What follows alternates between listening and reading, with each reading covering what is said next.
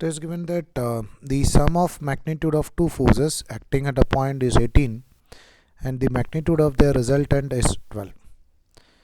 So in any question it is just given as sum, means nothing but the addition of their magnitude. That means if we are just going for f1 plus f2, we should get the answer as nothing but 18, and their resultant means nothing but vector addition. The resultant is 12. That means the magnitude of f1 vector plus f2 vector, or the magnitude of vector addition, is nothing but 12. So just magnitude, sum of their magnitude is 8 and the magnitude of f1 vector plus f2 vector is nothing but 12. The resultant is at 90 degree with the force of smaller magnitude. So we know that in any situation, if it is given that 90 degree or perpendicular, first we need to draw a right angle triangle.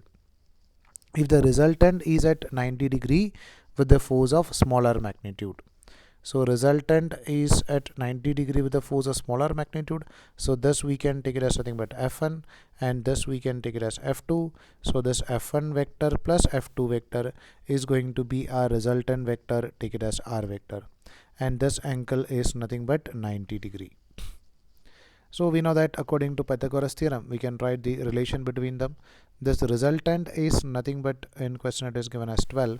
So we can write this 12 square is equal to, 12 square plus f1 square is going to be nothing but f2 square.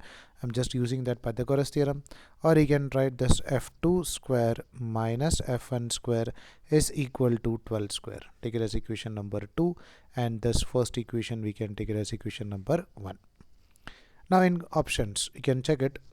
The option, now no need to calculate it, no need to do any mathematical calculation further.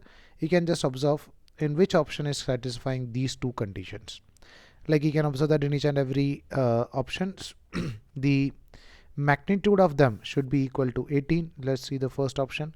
If you are going for 12 plus 5, we'll get it as 17, not 18. So first option is wrong.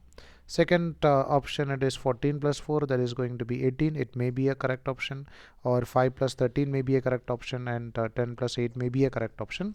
But it should satisfy one more relation, that is f2 square minus f1 square should be equal to 12 square. So we know that this 13 square minus 5 square will be equal to nothing but 12 square. So the third option is satisfying both the conditions or both the equations. So we can say that third one is correct.